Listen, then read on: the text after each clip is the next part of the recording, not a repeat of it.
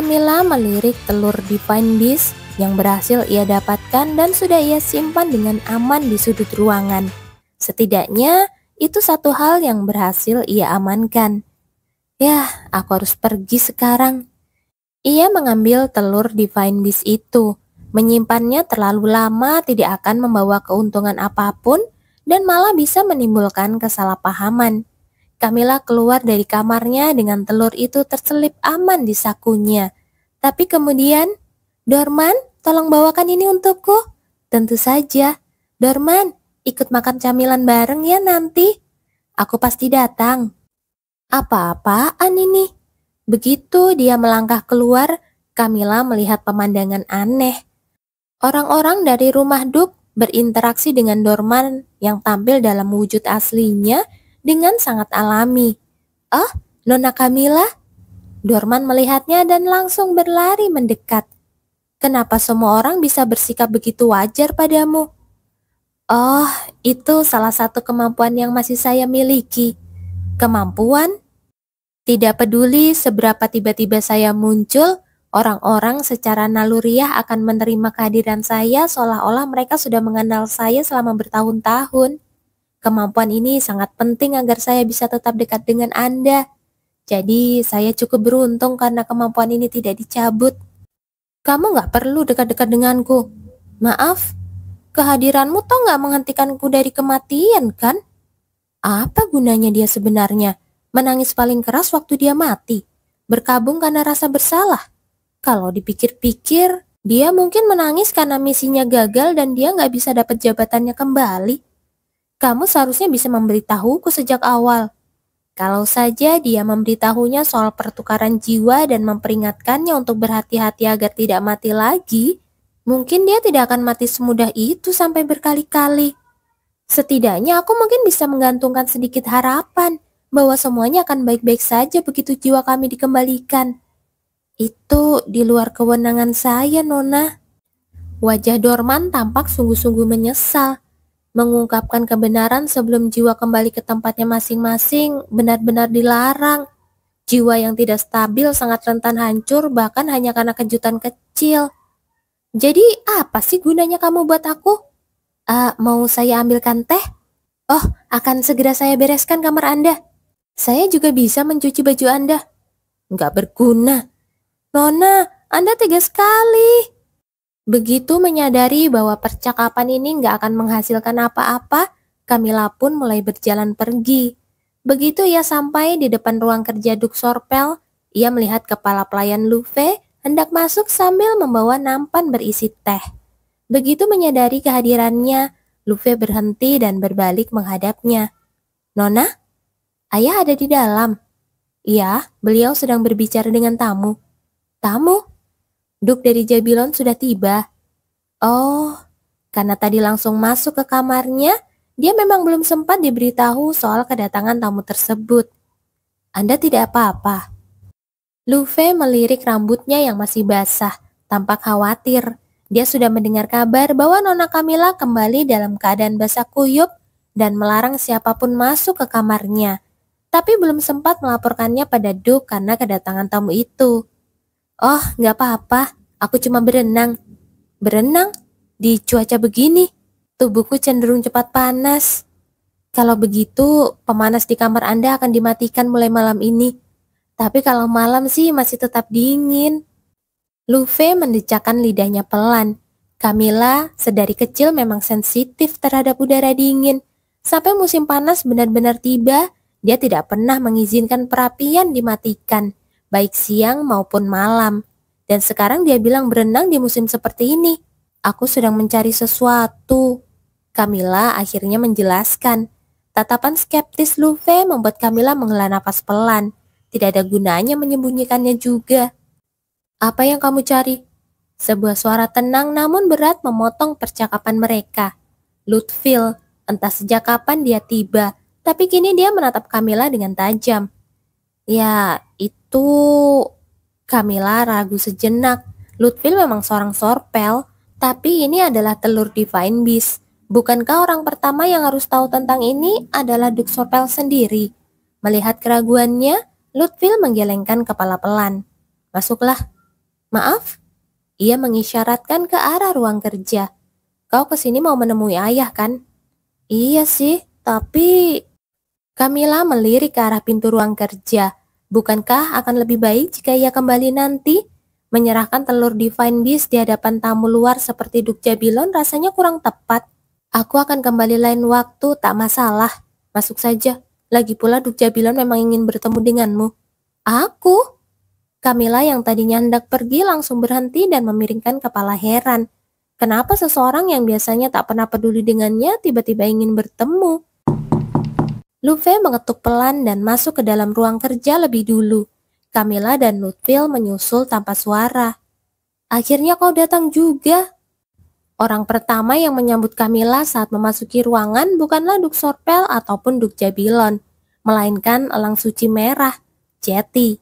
Karena tak dipanggil secara resmi, Jetty terbang melayang-layang di udara tanpa disadari oleh siapapun selain Camilla. Jetty berhenti terbang, menatap pinggang Camilla dengan mata merah membara. Dia langsung merasakan kehadiran telur yang tersimpan di dalam kantong kecil di pinggang Camilla.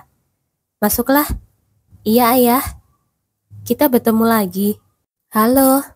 Camilla merasa bingung dengan keramahan mendadak Duk Jabilon.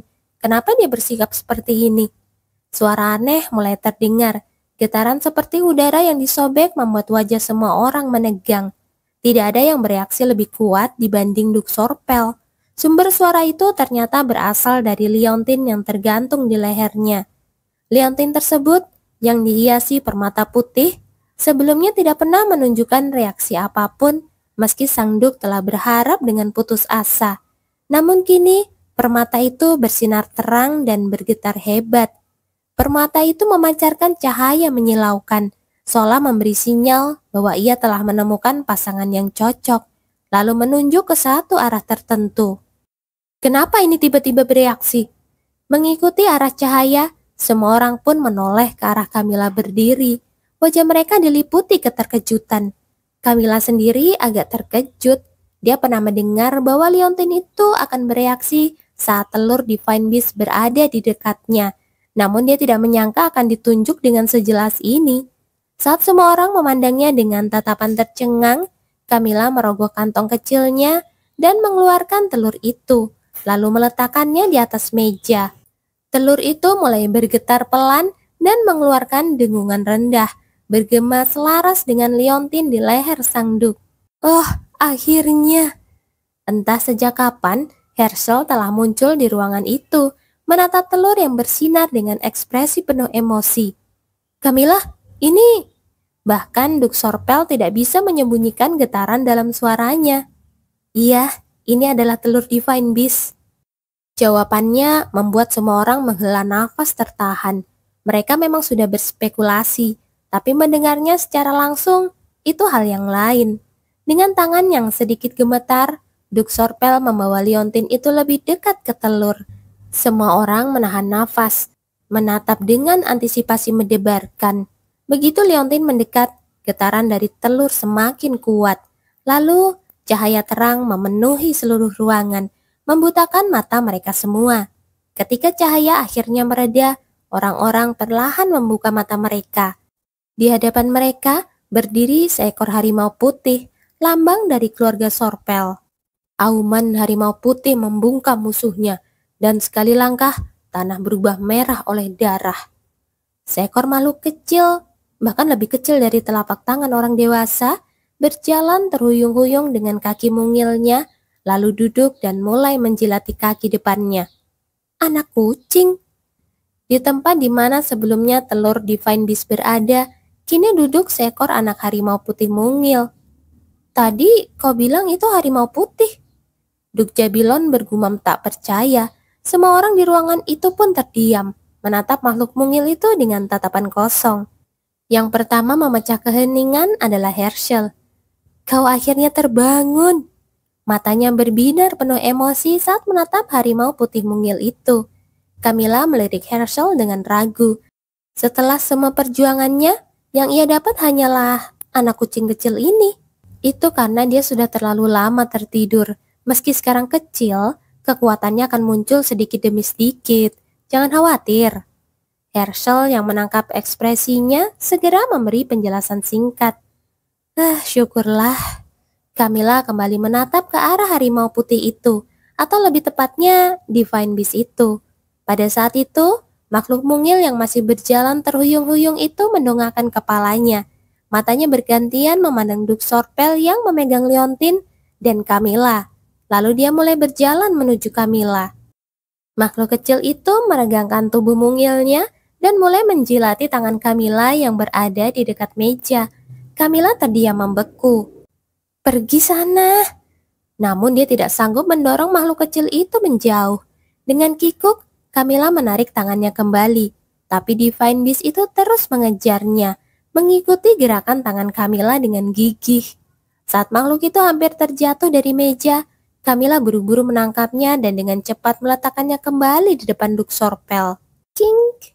Makhluk suci itu menoleh sejenak ke arah Duk Sorpel dan yang lainnya, lalu kembali merangkak kecil ke arah Camilla sambil mengeluarkan suara cicitan lembut. Kink! Melihat makhluk kecil itu merayap kembali ke arahnya, Camilla mengerutkan wajah tak nyaman. Sepertinya dia menyukaimu, komentar Jetty, burung elang suci merah, sambil mengamati kejadian itu dengan nada geli. Ini bukan masalah sepele. Divine Beast adalah simbol kepala keluarga. Itu bukan sesuatu yang bisa dimiliki sembarang orang. Camilla menoleh ke arah Duk Sorpel dengan wajah kaku penuh kekhawatiran. Namun yang ia dapati justru senyum di wajah Duk Sorpel. Ia memandangi makhluk suci yang terus mengelilingi Camilla dengan ekspresi bahagia yang begitu dalam. Tentu saja dia senang, bukankah ini luar biasa? Berbeda dengan Camilla yang masih bingung, Herschel mengangguk-angguk seolah sepenuhnya memahami perasaan Duk Sorpel. Sudah lebih dari 1 abad, keluarga itu terus-menerus menjadi bahan ejekan karena tidak memiliki Divine Beast. Tapi sekarang, akhirnya Divine Beast milik keluarga Sorpel telah kembali. Jadi itu alasannya. Mungkin menemukan Divine Beast saja sudah cukup untuk membuat mereka bahagia. Camilla menghela nafas dalam setelah mencerna kata-kata Herschel dan ekspresi Duk Sorpel. Mungkin karena ketegangan yang mendadak menghilang, kakinya terasa lemas. Camilla! Bukan hanya sekedar perasaan, kakinya benar-benar tak kuat menopang tubuhnya. Saat Lutfil buru-buru menyambut tubuhnya dan Duk Sorpel memandang dengan cemas, Camilla pun pingsan untuk kedua kalinya hari itu. Nona, Anda harus meminum obatnya. Pelankan suaramu, Dorman. Kepalaku berdenyut hebat. Andai aku masih hidup, aku pasti sudah membuatkanmu makanan bergizi. Aku terima niat baikmu saja, Perol. Kenapa dia belum bangun juga? Panggil dokternya lagi. Ayah, tolong berhenti menyusahkan para dokter. Ini cuma demam biasa. Nah, bangunlah. Aku punya sesuatu untukmu. Oh, apapun itu, aku pegang janjimu, Herschel. Nona Camilla. Jangan menangis, Derin. Ini enak sekali. Tangan dingin ini, Lutfil. Gelangmu sudah aku perbaiki. Jadi cepat bangun, atau akan kuhancurkan lagi. Astaga, Raffi, serius? Begitu caramu bicara ke adikmu yang lagi sakit? Aku mengingat kucing putih yang meloncat keluar dari telur Divine Beast, tapi tidak banyak setelah itu. Mungkin karena aku terlalu lama memakai pakaian basah. Sepertinya kondisiku jauh lebih parah dari yang kukira. Aku sempat merasa sedikit pusing, lalu pingsan begitu saja di ruang kerja Duk. Saat terbaring di tempat tidur dengan demam tinggi, suara-suara tak terhitung jumlahnya mengelilingiku dalam kabut kesadaran. Manusia dan arwah sama-sama berbicara padaku, dan aku hanya berbaring di sana, tak bergerak selama berhari-hari. Saat akhirnya aku sadar, malam telah tiba. Sudah berapa lama aku tertidur? Camilla menatap kosong ruangan gelap di sekelilingnya, tidak mampu bergerak untuk beberapa saat. Seluruh tubuhnya terasa berat seperti kapas basah yang dipenuhi air. Kemudian saat perlahan memutar kepalanya, dia melihat segumpal bulu putih kecil meringkuk dan tidur di samping bantalnya, bersinar lembut di kegelapan dengan keberadaan yang tidak bisa disangkal adalah seekor anak harimau putih. Kenapa makhluk kecil ini ada di sini? Kink! Tidak peduli bagaimanapun ia melihatnya, dia tetap saja seekor kucing. Saat ia sedikit bergeser dalam tidurnya, makhluk kecil itu meringkuk lebih rapat dan mengeluarkan erangan pelan. Tampak sangat lucu dan tak berdaya. Saat Camilla menatapnya dalam diam, Divine Beast itu tampaknya merasakan tatapannya dan membuka matanya sedikit. Cing! Seolah senang karena Camilla sudah terbangun, Divine Beast itu mengeluarkan suara lebih keras dan langsung berdiri untuk menjilat wajahnya berulang kali. Nona? Saat itu juga pintu terbuka dan Dorman masuk sambil membawa baskom dan handuk basah di tangannya. Kemungkinan besar bermaksud untuk membantunya membersihkan diri. Anda sudah bangun? Mohon tunggu sebentar. Tanpa menunggu jawaban darinya, dia langsung berlari keluar dari kamar lagi. Beberapa saat kemudian, Camilla! Orang pertama yang datang adalah Duk Sorpel. Dia pasti sudah memerintahkan para pelayan untuk segera memberitahunya saat Camilla terbangun. Dengan langkah cepat, ia mendekati sisi tempat tidur, lalu meletakkan tangannya di dahi Camilla. Sebuah helaan nafas lega lolos dari bibirnya. Untunglah, demammu sudah turun. Ia menyelimutkan kembali tangan Camilla yang terjulur keluar, lalu menatapnya dalam diam selama beberapa saat. Ada begitu banyak pertanyaan yang ingin ia ajukan, terlalu banyak hal yang ingin ia katakan. Namun melihat Camilla terbaring lemah, wajahnya yang terlihat lebih tirus dibandingkan beberapa hari lalu, membuatnya tidak sanggup mengucapkan sepatah kata pun. Istirahatlah. Ia menepuk pundaknya singkat sebelum berdiri. Ayah, Camilla buru-buru memanggilnya. Yang kecil ini, menyebutnya anak terasa aneh. Tapi ia tetap menunjuk ke arah anak harimau putih yang masih menjilat wajahnya. Menangkap arah pandang Camilla, Duk Sorpel terkekeh pelan. Itu tidak mau berpisah darimu. Maaf, bahkan saat ku bawa keluar kamar, dia terus menangis dan entah bagaimana bisa kembali ke sini lagi. Dia mengangkat harimau kecil itu lalu menggendongnya di pelukan. Cing!